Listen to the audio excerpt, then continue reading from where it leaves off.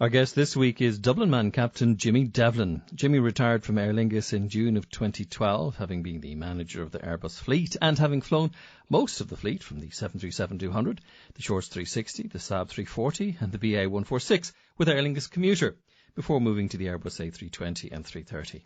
In this chat, he shares the story of his flying career from a young cadet to fleet manager of the Airbus aircraft in the airline, remembering the people who worked with him along the way. He also shares some valuable advice for younger people considering an aviation career. Jimmy is now an instructor at Simtech Aviation on their MCC, JOC and APS training programs.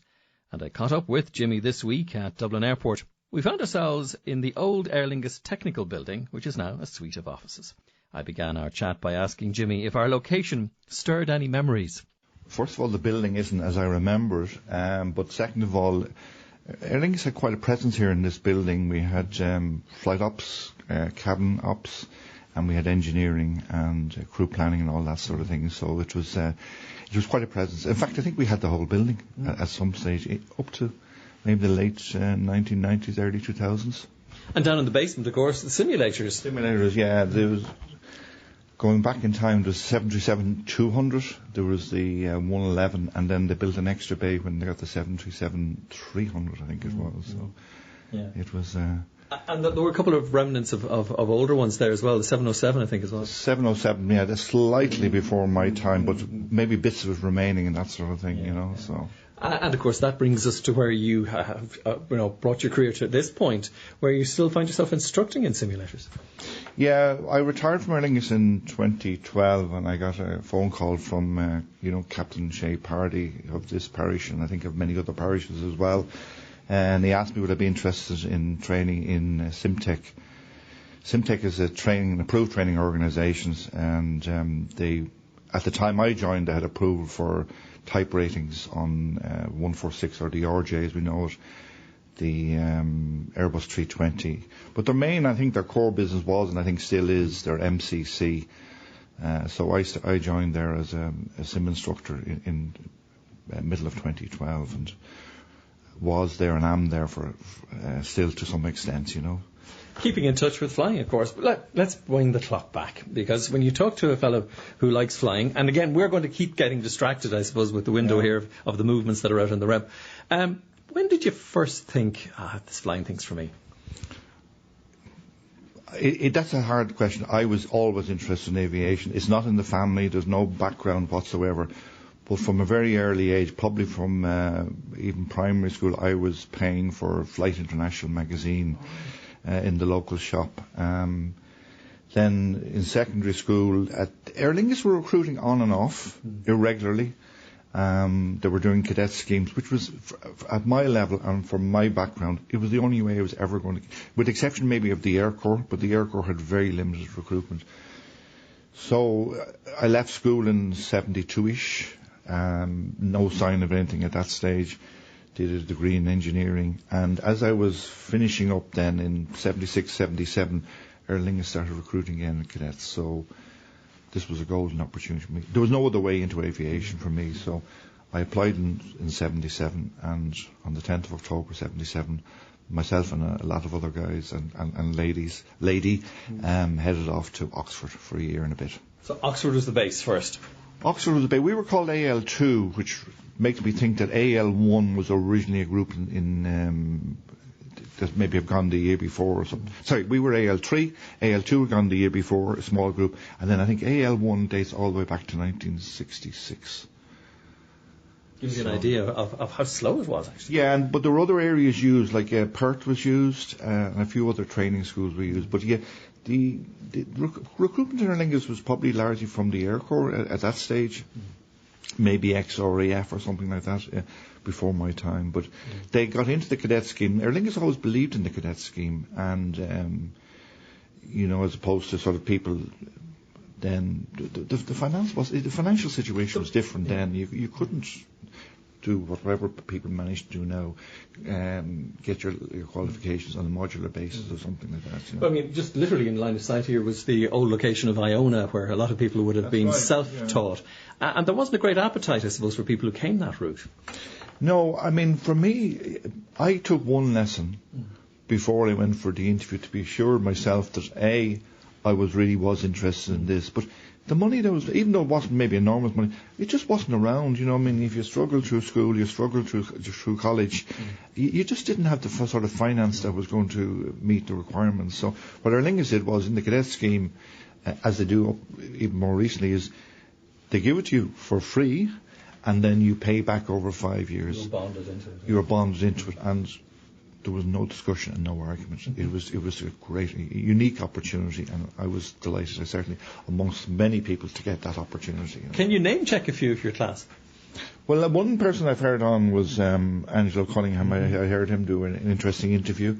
I can name them all, actually. There was, in our group that year, 25 went over.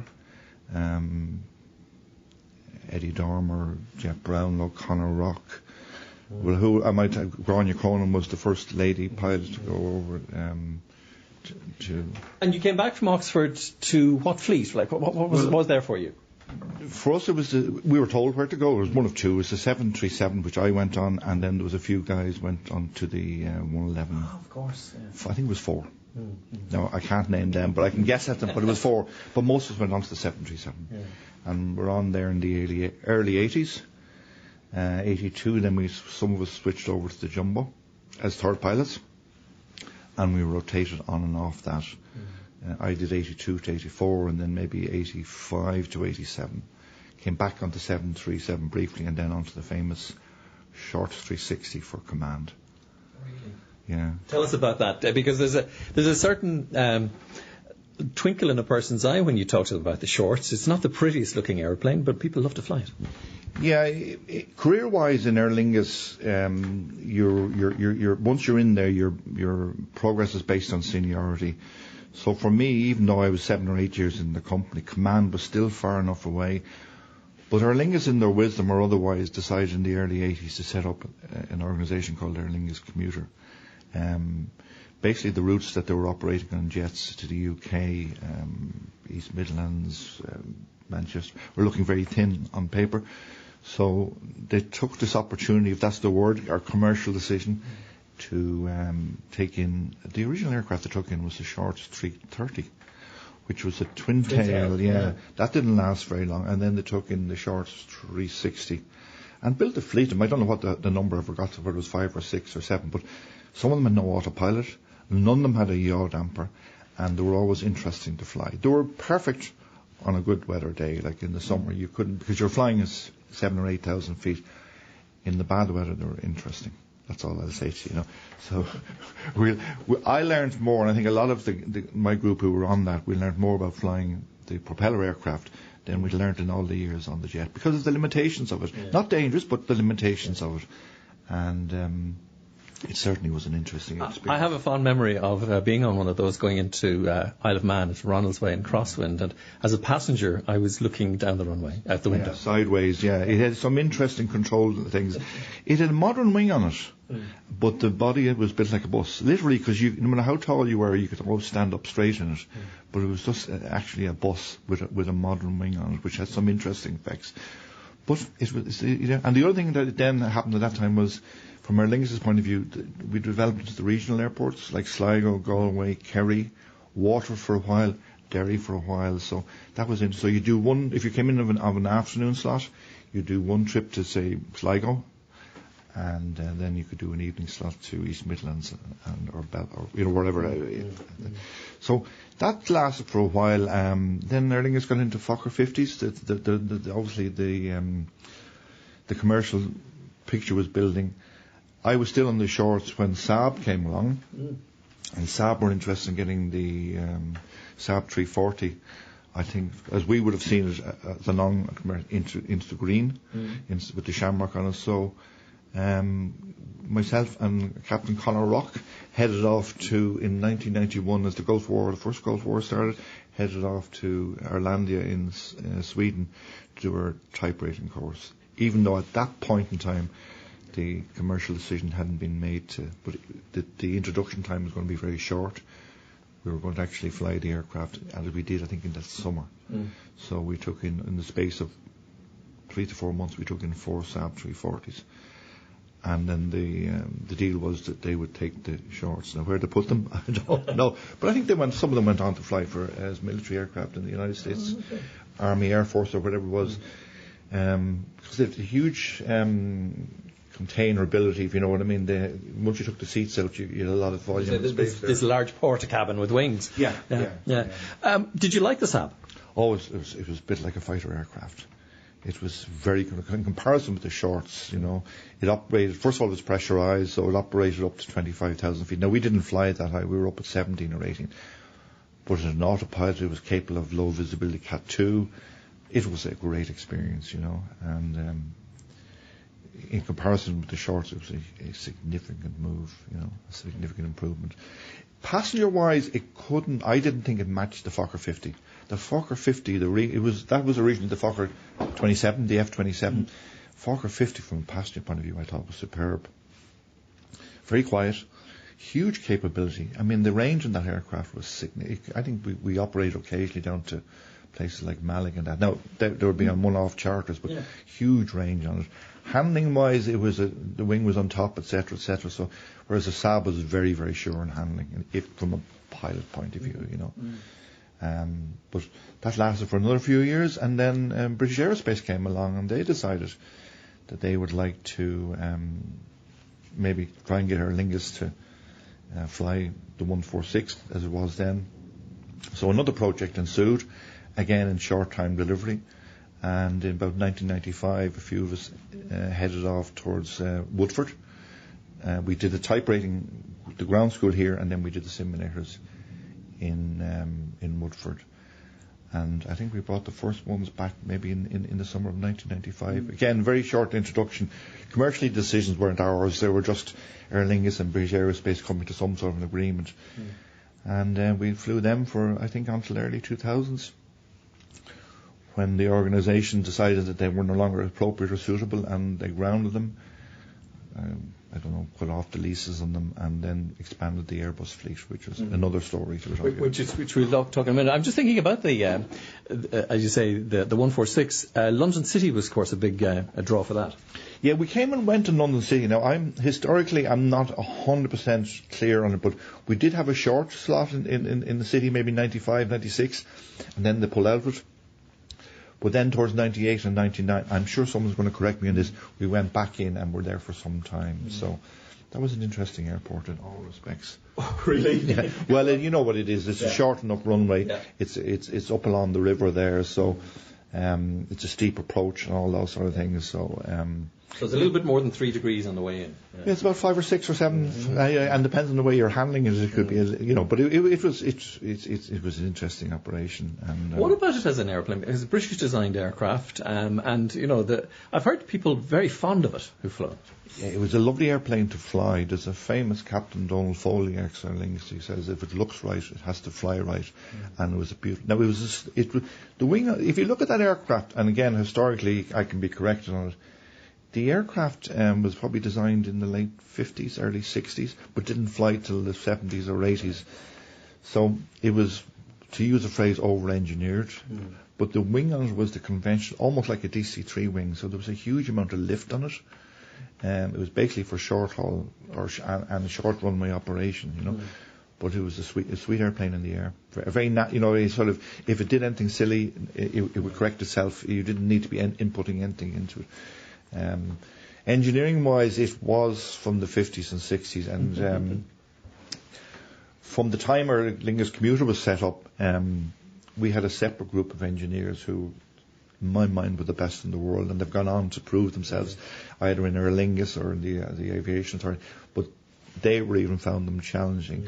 Nothing on no issues around safety, but just serviceability, and you could have 1 or 2 or 3 sit down over Friday evening, just when ops control were trying to get everything going and that sort of thing. But in their time, they served the purpose and the function that we were. I'm thinking about four little engines and no reversers. Yeah, no reversers. It had this big speed brake at the back, so that as you were coming in, just before you landed, you pulled the speed brake. And then, but again, with the way the landing gear was designed and everything, it was a beautiful aircraft to land. Had to be straight when you touched down. There was no sideways approaches on it. But and its cruise speed was low. It could go up to 31,000 feet, but I don't think we went up much above 25 or maybe 31. There was an issue at some stage with rollback on the engines. Now, we never had any issues like that.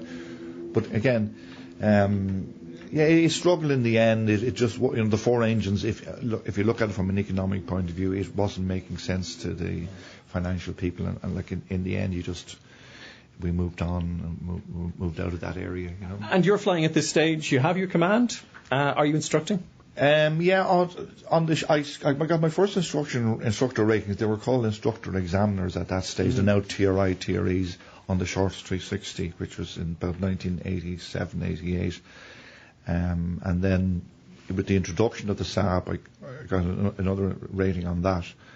And then again, further on, I was examining on the 146. Then I had a few other management jobs in the ops side. I was fleet captain on one or two aircraft. And then as seniority took place, I moved on to the 320 in about 1998. I could be corrected on these years. And then I was deputy head of training in Aer Lingus at that stage, I'm curious about that because, people are often interested. Yes, it's all the flying, but there's suddenly you have to think about your leadership role as well. And even within a big organisation like Aer Lingus, there'd be kind of a culture of the way things were done and how things were done. What was the big focus that you had in terms of leading teams? Well, first of all, it's always safety. It's always safety. And, when you're introducing a new aircraft or you're a fleet manager, you're looking at what's going on out there and you're saying, that was okay. No, we'll have to have a closer look at that and everything else. But then, I always found working with people a pleasure. And not particularly, not so much that it isn't a challenge, but that you enjoy the challenge. And you set up a relationship with people so that if anything goes on out there, in simple terms, they'll come and tell you, as opposed to you picking up the phone and saying, what will you do? Can you explain that one to me? So, people have different views of leadership. Mine is you work you might be called a team leader or whatever it is like that, but you leave yourself open to approach by people at any level, whether it's in instruction or management, so that if there's something going on, you'll often listen to people. You won't always agree with them, but I think a lot of people feel, certainly on the ops side, if they have an ear and they feel they're listened to, then it makes everyone's life a lot easier. We'll be back with more after this short break. CRM would have been developing in parallel with your career almost.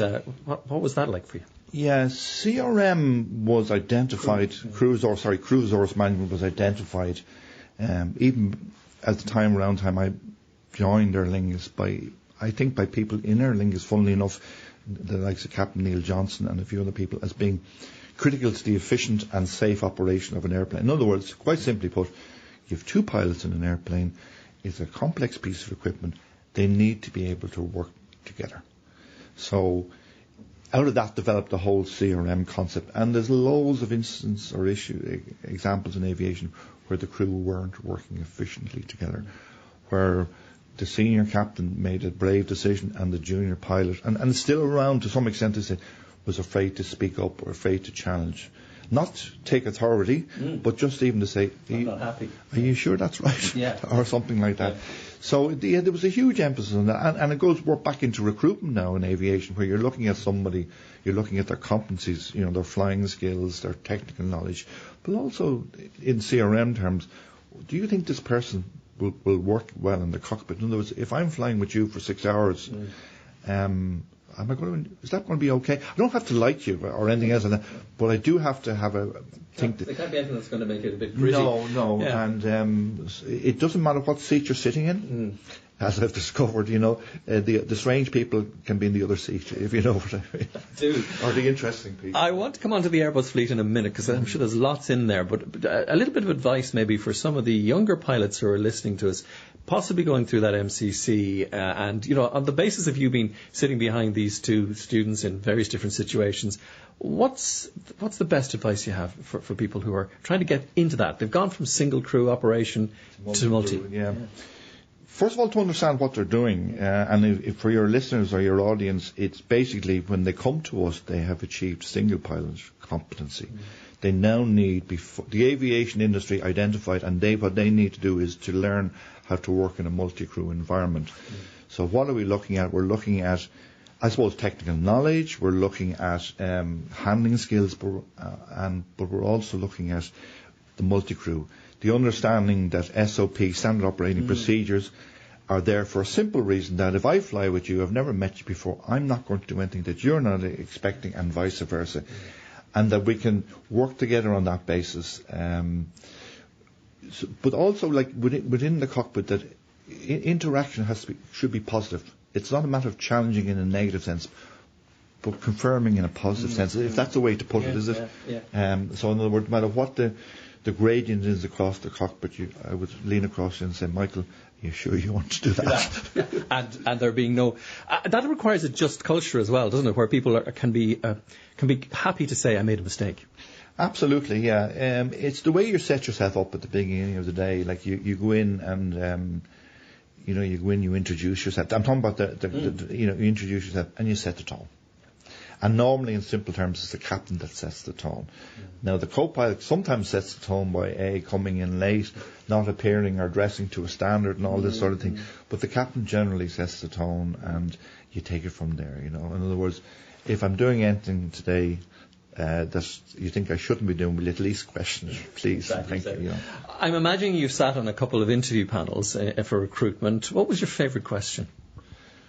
Well, on the CRM side, it's a question that has no answer to, but it's where it's to draw out the personality of the person, where you're flying with a senior captain and he or she is not operating to the strict SOP. They're not breaking safety rules or regulations, but they're flying, for example, flying the aircraft a little bit faster than they should. So the question is, how are you going to handle that, And as you know yourself from any environment that you've worked in, it's not an easy one. No. If it's safety, it's no problem. You say, stop, I have, or whatever, in extreme, I have control over it. Yeah. But when it's on the margins of SOP, standard operating procedures, but not clearly. So what it does, in most cases, people come up with an answer that's reasonable, which is all you're looking for. In some cases, which is where it's interesting, is they say, right, that's it, I have control, etc., etc., etc. And really that's telling you something about the individual that you want to look at closer. And normally, for example, when we were doing interviews, certainly in Aer Lingus, you had HR people there, and they were very professional and very clued into that sort of thing. So a simple question, the black and white answer doesn't always work, because a lot of aviation or a lot of life is a bit grey. It doesn't work like that. There's an SOP for everything. Yeah. Okay, let's talk about the Airbus fleet and your exposure to it and your time with it, because there's some great stories. Yeah, in Aer Lingus historically, there's the Boeing people and the Airbus people, because Boeing was there effectively all of our lives and that sort of thing. The first Airbus we got was the 330, and I think there's again aviation. You need to get an aviation historian to tell this one accurately, but there was a company called Air Inter in France that was due to take them, and financial difficulties they didn't, and Aer Lingus were approached, in other words, would they take it, So, again, a short-term contract, and you had people involved like Joe Lennon, the chief engineer. Another famous name was Conor McCarthy, who I think was the project person on it and that sort of thing. It was agreed that they'd take it and use it for across the Atlantic. Now, the aircraft, as I remember, was brand new. It was almost proof of concept sort of thing. But to me, it made a huge difference to Aer Lingus, because what we had was aging jumbos, and again, I wasn't involved commercially, but I don't think no matter what you did with that jumbo, it never looked right commercially. Whereas as the 330, if you took it, if it wasn't flying passengers, it was carrying cargo. And I think to this day, it's a very effective and efficient. So in my view, it's certainly, and again, there are other people who know better, it certainly saved Aer Lingus long haul. And the airplane itself was interesting to fly. I'm a fan of Airbus at this stage, because I spent the last 12 years of my career on Airbus, be it the 320 or the 330. And I think for what they designed in the 80s, so in other words, the first aircraft was the 320, and then you move to the 330. It's, of the fly-by-wire type. And if you get on a 350, you're looking at the same airplane. Now, the systems may have been enhanced or improved or something else, but it's the same cockpit effectively. Television screens, for want of a better word, have got bigger, but the displays are just larger, So I think in 20 years' time, if there's another Airbus, the cockpit is going to be the same. So I think it's a phenomenal achievement. And there was a lot of stories told about the Airbus, but I think what the challenge is for anyone who's flying Airbus, and particularly for the management of the training, is there are things there that you need to understand. Of course, it's written in every manual. These things are written, but at an instructional level, at a type rating level, you need to have the quality of training where you go in. Boeing can be quite basic. Say in Simtech we have 737-800. It's still the original 737-200 with add-ons. That's another story. But the Airbus is different. It's all there. It does what it says on the thing, but you have to understand what it's doing. And I certainly did. I would have done a type rating. My original type rating was down in Airbus. I'm curious about, being at 54 North 30 West in the dark in an aeroplane that's being run by computers, and you have to start making decisions. What's that feel like? It's actually okay. It's never. I operated the 300 or the 330 for 10 years. It never did anything I didn't expect to do. Now maybe I was just born lucky or something like that. The engines always turned. The systems always worked. There was the odd time when a system would decide I'm not happy with this, but it usually came good with a reset or something else like that. But in terms of reliability, I mean... And what is it like for the commander of an aircraft like that? Because you've got a whole lot of passengers, you've got a cabin crew, you've got your crew, and I'm not saying it's the big adventure, but it's probably still one of the long-haul flying has a tremendous amount of responsibility attached to it. Yeah, it probably does. Now, it depends on who you're talking to. Long haul has different definitions for it. So out of Dublin, long haul, to my favourite place like Boston is a short hop. It's 5 or 6 hours. New York is a little bit longer. Chicago is a little bit longer. And then you go to the West Coast and that sort of thing. Yeah. And then you're introducing a heavier crew. But if you go down to the Middle East, if you're in Emirates or something like that, I mean, long haul is a totally different thing in different directions. I didn't find it any more challenging. I would, if I was abroad now, at the same, when I was on, I was doing a little bit of management, so I wasn't flying every day of every week. But you just rest when you're away, or you do whatever it is like that, and coming back, you go through the night and that sort of thing. But I didn't find it any different. Now, I would say if you're doing real long haul, which is the north, south, east and west thing, it might be your body might be in a different... bit of a toll for it. That might be a bit of a toll, and you probably need to get more, different people to talk to you about that, where your days off or when you're away, things like that. Your body clock could be in a different place to your head. We talked about your first flight, the lesson you did before your job interview with Aer Lingus. Your last flight in a commercial, in a revenue context, did that sneak up on you, or was it something that you were planning? No, again, within the upside, I was 58 when this happened. It was 2012. It's come to the 10 years at this stage. I knew it was coming. My view of aviation, for me personally, was I got so much out of it. And Aer Lingus gave me opportunities that I would never have got. The world has changed since then, but it was a good place to work. The people we were working with at all and every level of professionals. And was I sorry to go? I was, but in a sense, coming towards the end of your career, it's time to wake up and say, well, it just doesn't go on forever. You've had it good.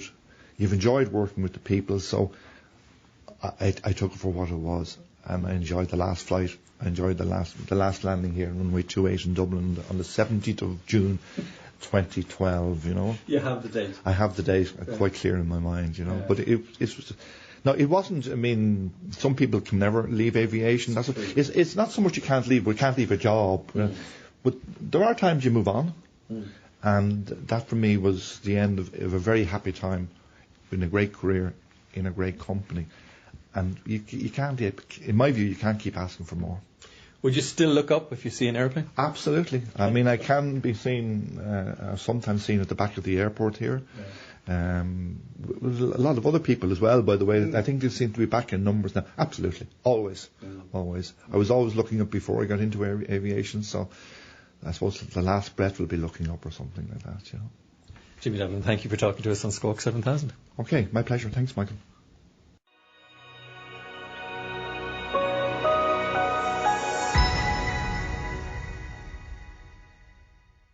To get the news first, subscribe now. to Squawk 7000 on your favourite podcast platform.